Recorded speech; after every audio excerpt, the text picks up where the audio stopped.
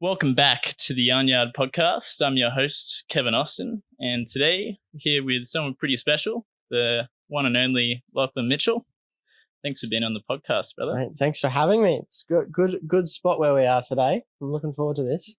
We've got different lighting and different casts of shadows, so yeah, we'll see how it goes. But I think just to kick things off, what I might ask you is largely like, what do you do, and how did you find yourself in this line of work?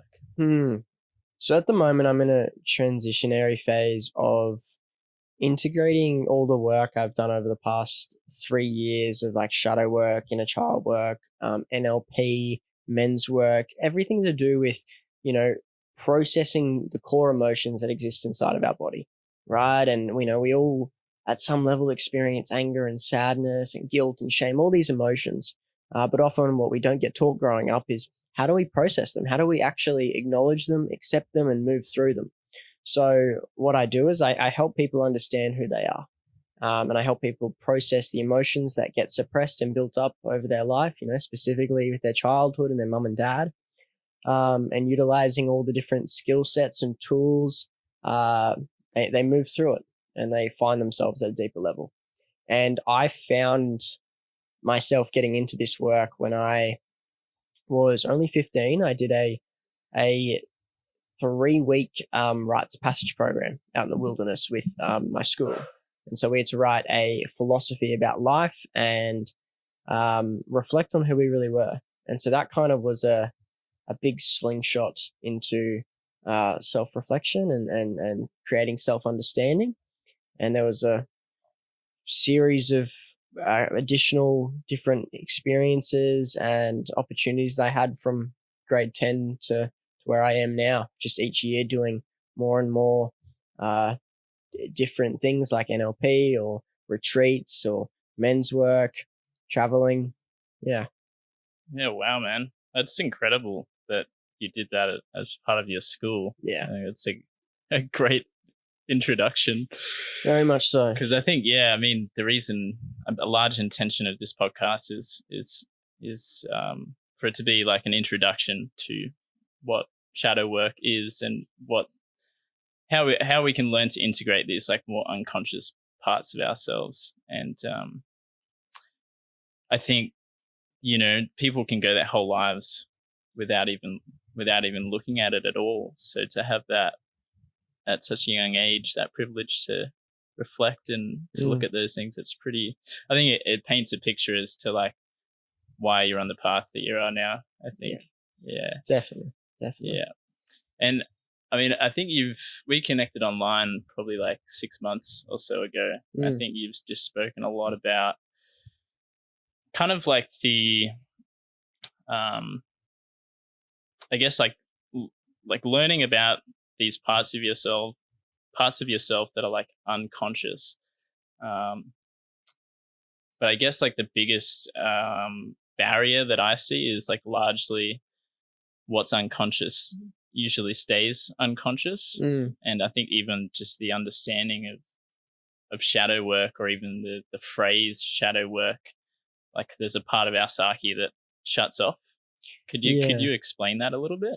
Yeah, so like the idea of shadow work is uncovering the masks that we consciously and unconsciously wear, right? And these masks are at some level to create safety, right? The mask of overconfidence, or the mask of avoidance, or the people pleaser.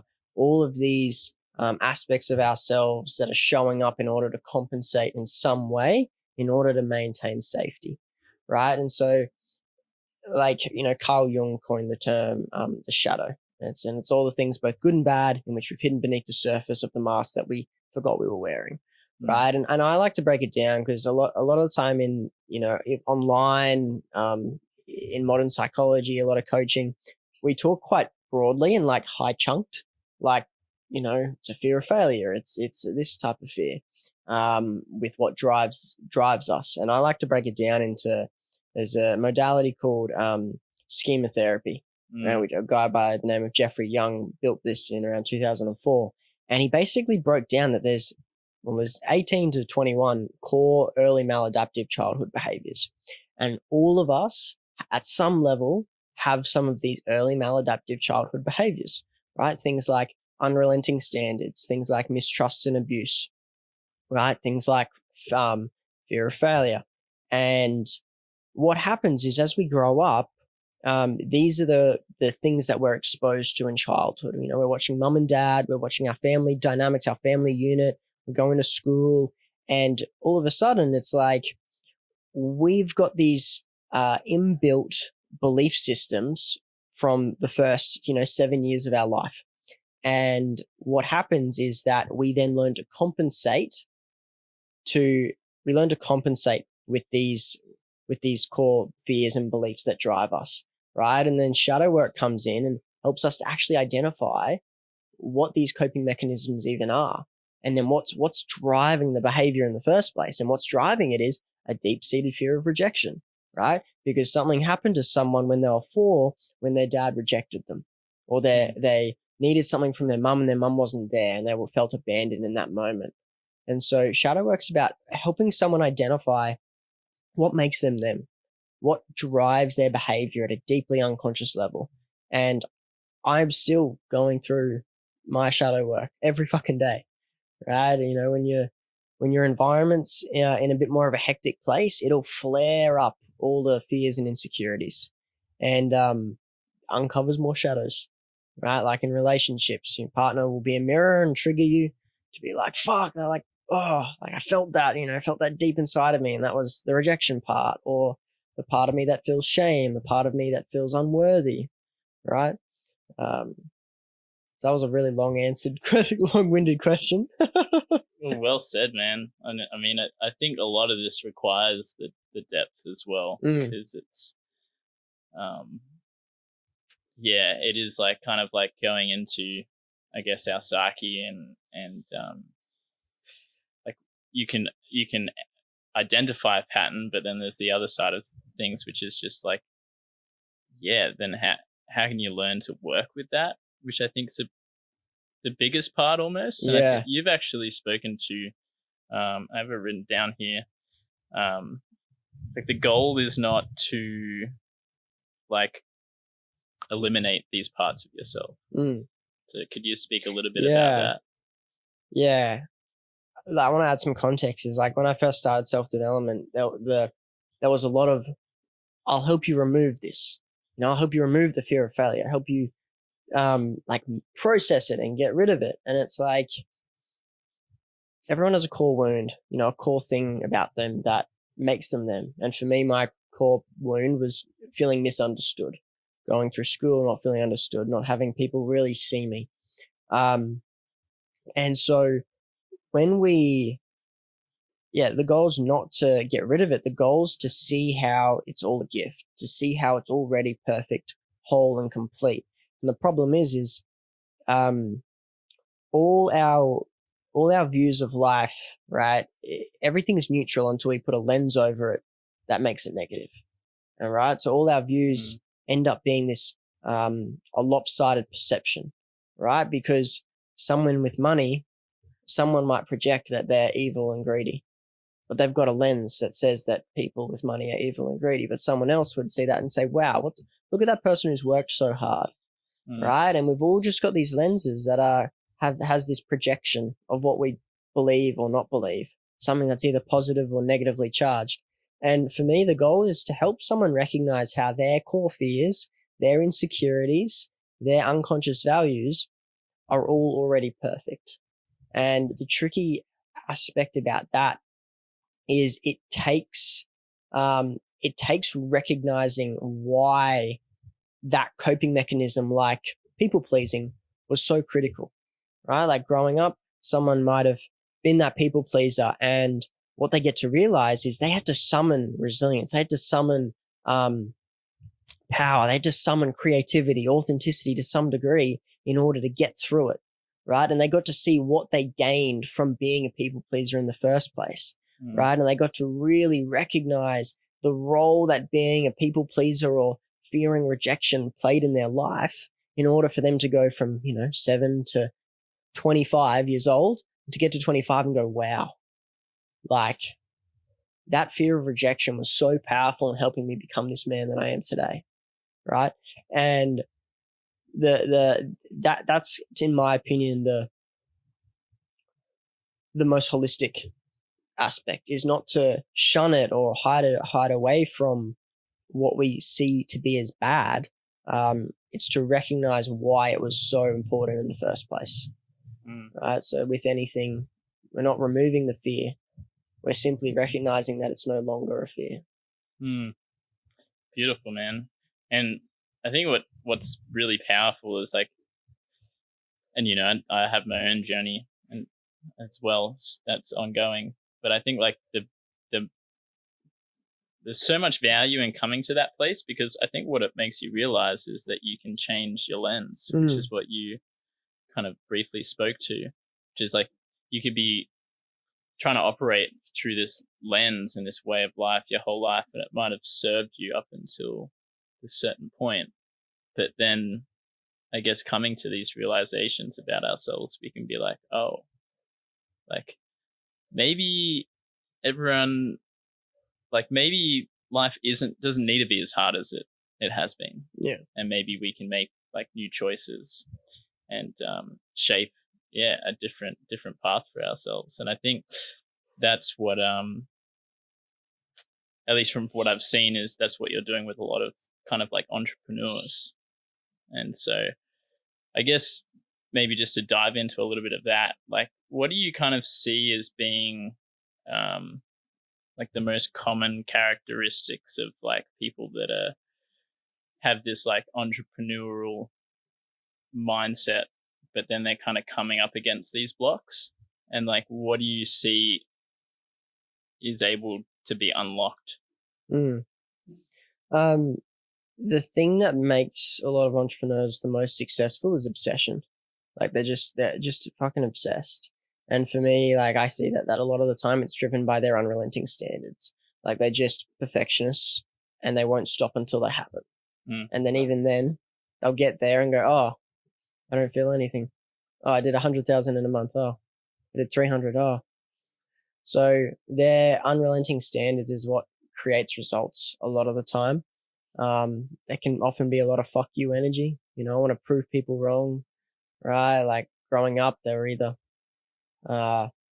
didn't really fit in at school, and that deep desire to prove people wrong, as kind of the core elements, especially with younger guys, younger entrepreneurs, when they're still in that immature masculine phase of their life, they're still in their prince energy.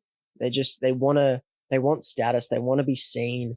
And so the desire to be seen in this certain way, like unconsciously forces them to work and force to them to create, you know, this persona of how they most want to be seen by the world. Yeah. Yeah. And as you said, it's kind of like acts as this like driver, which does produce results. But I think that's when you get to like certain stages in your life, which I've like for sure. Wow. A lot of thunder. That was loud. Yeah, kind of like gotten to these places in my life where it has been like, is this really it? You know, like you achieve these milestones, or you've been working towards something for like so long, and then you almost forget that you got there. And so I guess like how I kind of want to angle this is like, not everyone's, you know, going to have a driving force behind them to like want to create and achieve and build something. But I guess I kind of want to like highlight where the value is in sort of just like the average person, you know, in terms of like, how can we live a life that's that comes with, I guess, more contentment and like more fulfillment without like overstretching ourselves and without like burning out. How do you see that? Yeah, I recently developed a model that kind of looks at the core areas of life. And I find that a lot of the time when a problem comes up for, you know, everyone, like normal humans, even entrepreneurs, you know, all problems are simply are a lack of needs being met, right? So when someone's struggling, I go, cool, like, well, out of these 9 areas of life, which area are you missing right now? And I look at their energy, like general health. I look at their excitement and obsession, the things they get to look forward to, the things they get to move towards.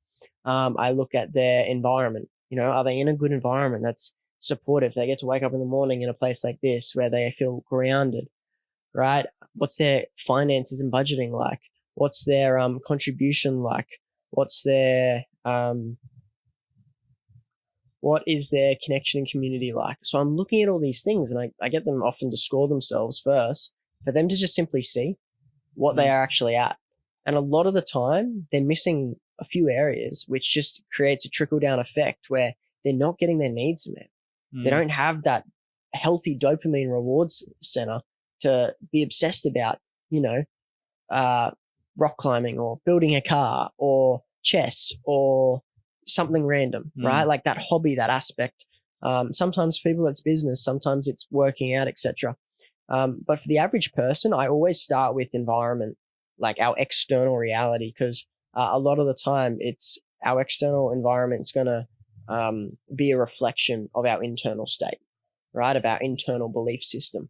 And an example of this would be, you know, someone is feeling lonely, they're lacking community, but deep down they're worried about being judged or rejected, so they don't go out of their way to create connection with new people.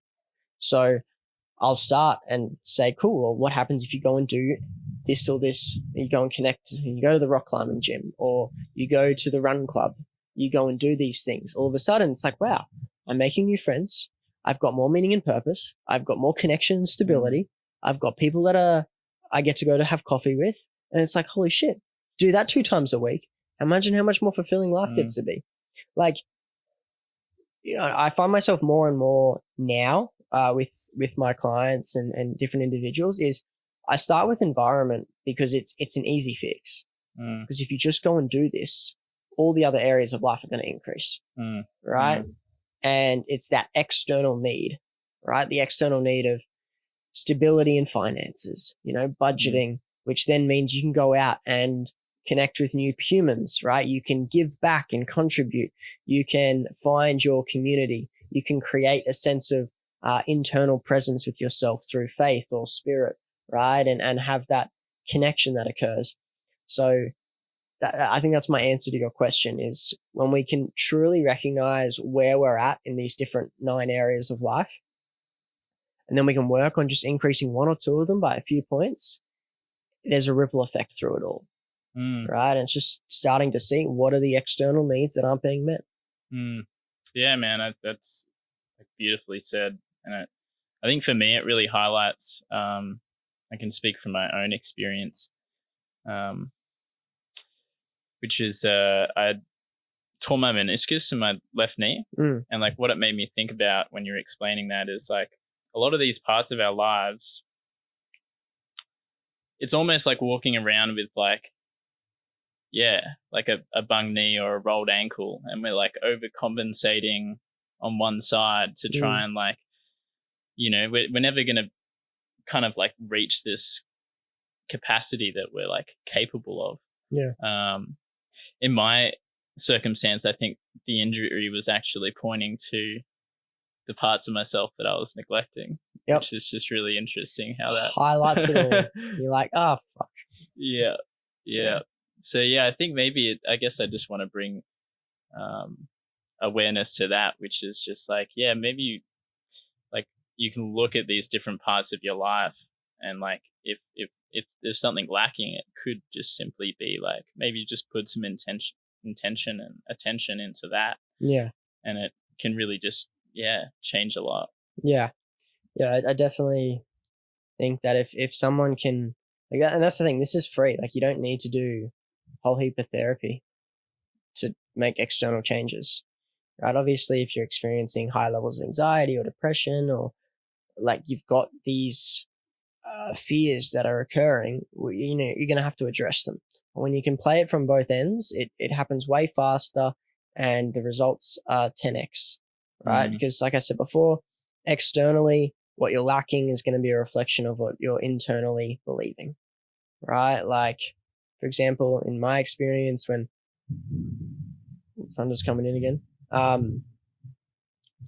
like I haven't been super social this year.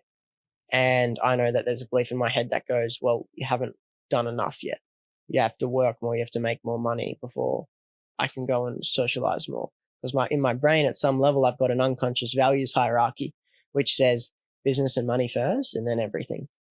But actually, imagine how much better I will feel when I go and have my socialization, I have my connection, and I feel that richness of life. That's the wild thing sometimes is we create a story and we believe the story. And there's a quote that goes like, we question all our beliefs, except the ones we never think to question. And you're like, and that's where the cognitive dissonance lies. That's where that's where literal mind control and hypnosis happens. We spend the first 18 years of our life being fucking hypnotized by the closest people around us.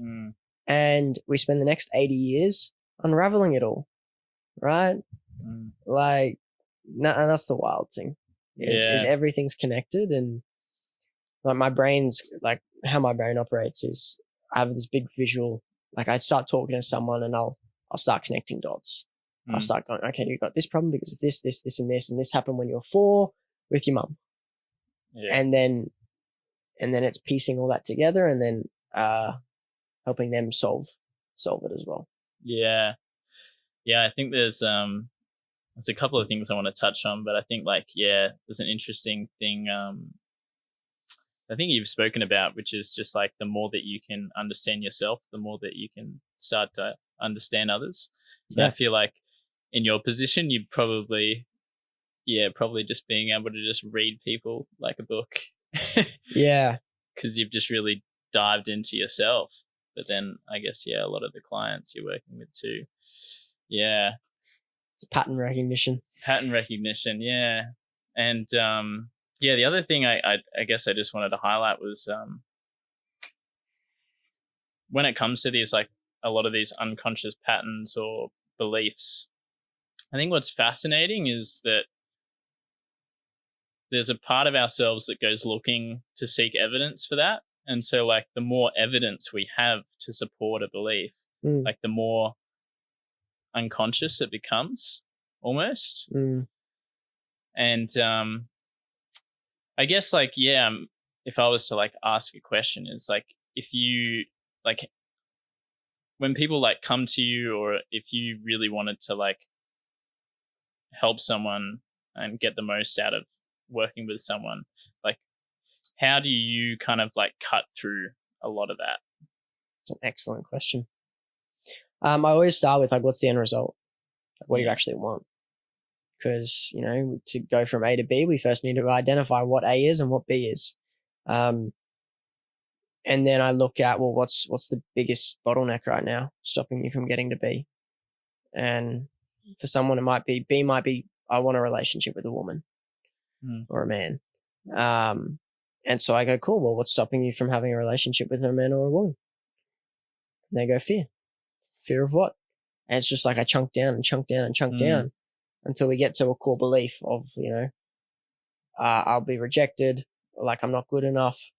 Cool. When did that start? Who was the first person you weren't good enough for? Mum. Right. What happened when you were 4? What happened with mum? Fucking mum got angry and yelled and belittled me, as an example, right? Yeah. And so that little core belief driving all of his behavior, all of his unworthiness, because if he believes deep down he's unworthy, then he's not going to do things. Well, it's two sides. If he believes he's super unworthy, he could either become a perfectionist and be super anal with everything because he needs to prove to the world that he's good enough and he'll just won't stop, or he just won't try anymore because he doesn't think that it's worth it to try. So it's easier to just not try and, be okay with failing because he doesn't think that he will win anyway. Yeah. And I think there's almost it's like almost a coping mechanism within that, which is like, oh, that way I don't actually have to look at these things. Exactly. The other piece of this is recognizing what is the unmet need? Because in that moment, he wants to have a relationship, right? And he wants it so desperately, and he's craving this, like he needs it, right? But then, like in that instance, will a woman really want him in that space when he's so in that need? Like, I need this. So I go like, well, in that moment, you want this so desperately. What is the need you're not giving yourself? Because he's obviously he craving love and connection. He's craving intimacy. And so I bring it back to the individual. Hey, where are you not loving yourself? Where are you not giving yourself the intimacy? Because they're craving this external thing.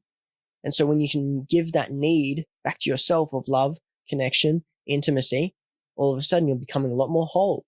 Energetically, you're going to become more attractive because you're no longer needing these things, right?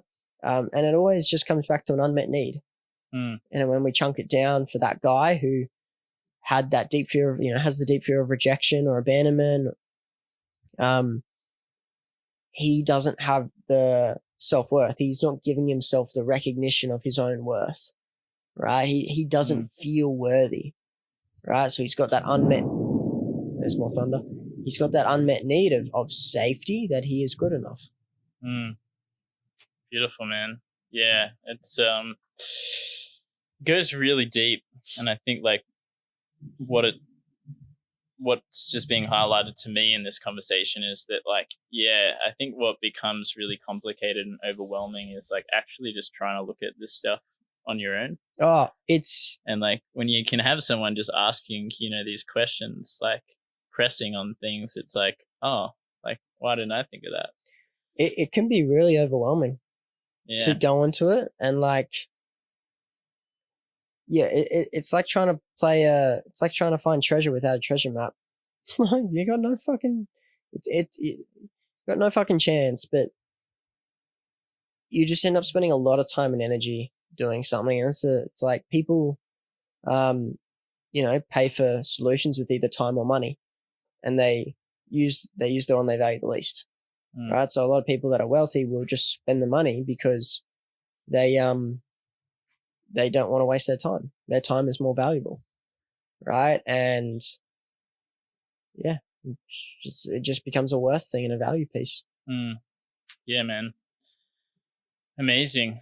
Well, I think like where I kind of want to take this is, I think we've got like a pretty good overview, but I guess for someone listening that is like looking at these parts of themselves or wants to, what are the common things that maybe we get tripped up on along the way, on our way to maybe integrating these parts of ourselves? And maybe you can speak a little bit more to the integration aspect.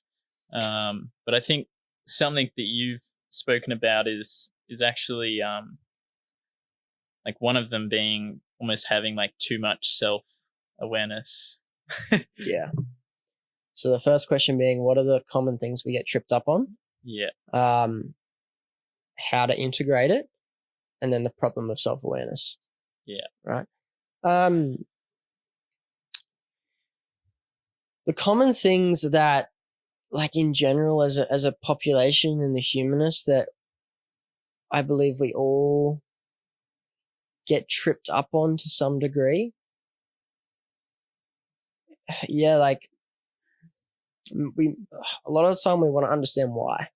We want to connect the dots. We want to uncover the puzzle, because we think that if we understand, it'll give us resolve. It'll make us feel better. Like, oh, well, I understand why mum and dad got divorced. I understand why she left me. It was because I was like this. And to some degree, it does create like a level of understanding, but it's the mental part, right? There's three other parts. There's the spiritual, there's the physical, there's the emotional. And what often that modern psychology doesn't do very well is the somatic feeling and emotional feeling. It's like, what is really happening in the body right now? What are the sensations? What is the unmet needs that are occurring for me? So, seeing it's starting to rain. So people, I generally find, will get trapped in this desire to really want to understand why. And that's self-intellectualization, is asking why, versus self-understanding. Ask what am I feeling? What is happening for me right now? What is going on for me?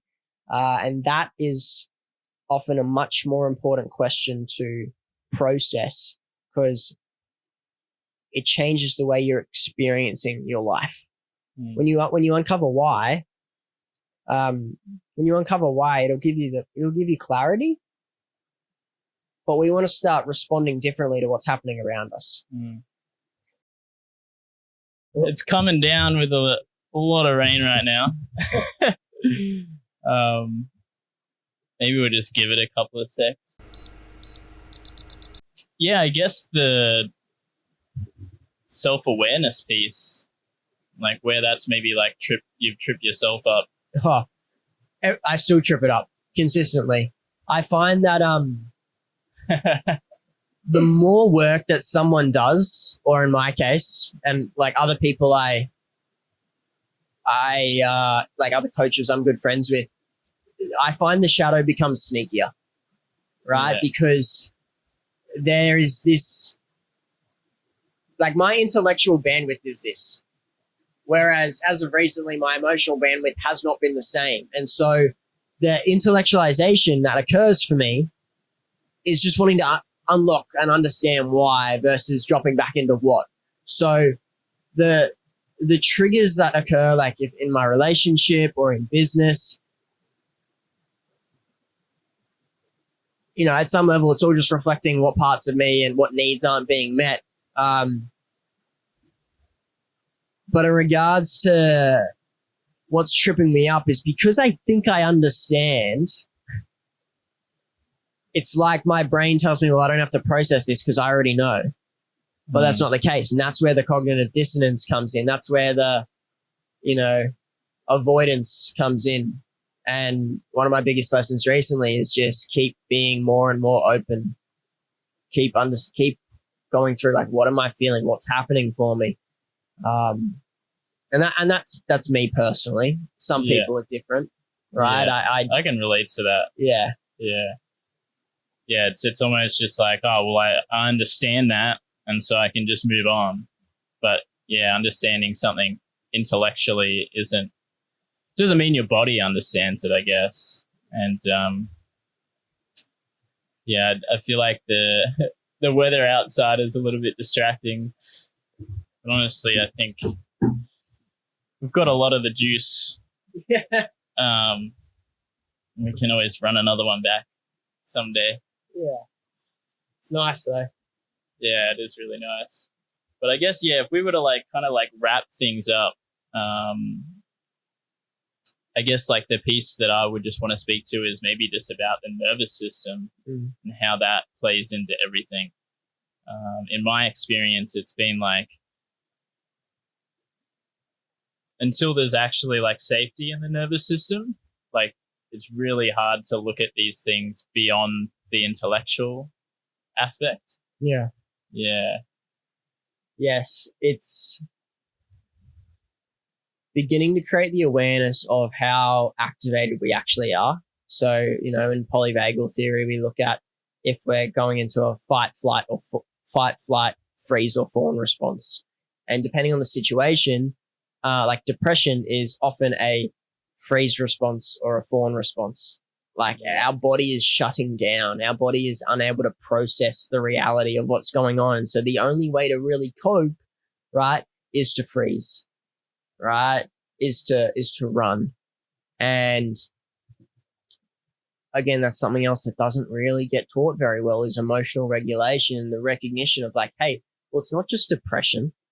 It's the fact that our nervous system has been so jacked up for so long that the only way for our nervous system to stay safe is to retract, is to suppress, right, is to repress.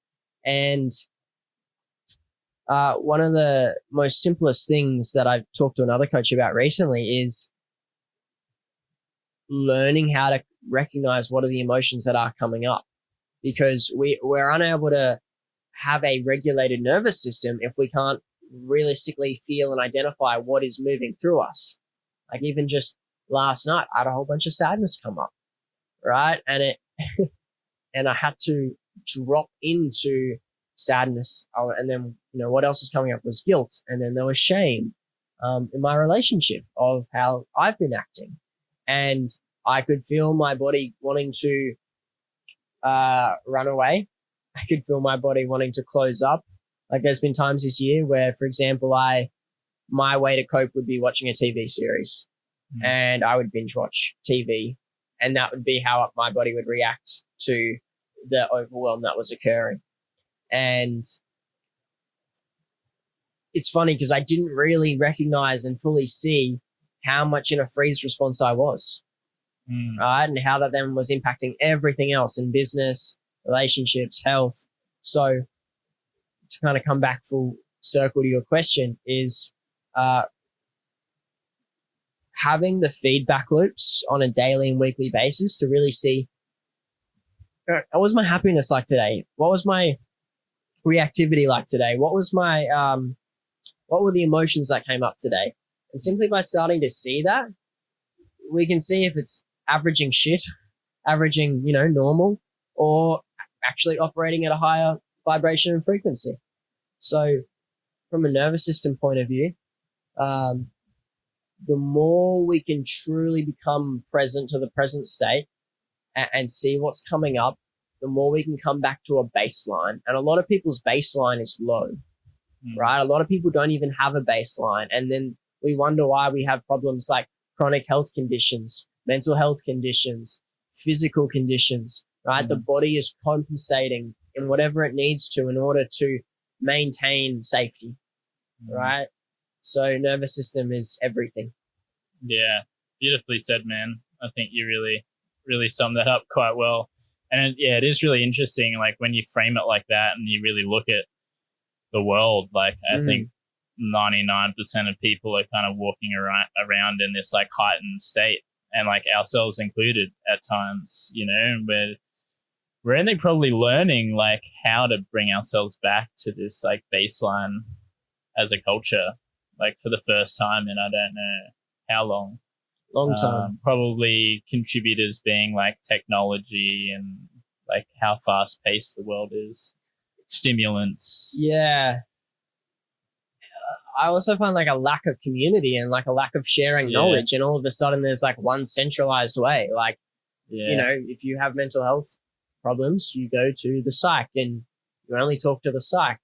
And so all of a sudden there's so much stigma around how to solve a problem. It's only this problem versus like you look back when we were more tribal or more family unit orientated, we'd have the aunties and the uncles. We'd have all these people we could look to for support, for guidance, for wisdom. And depending how many different conspiracies you want to go down, it's like at some level we are all separated more and more. You look at what happened with COVID and there is one truth of information apparently.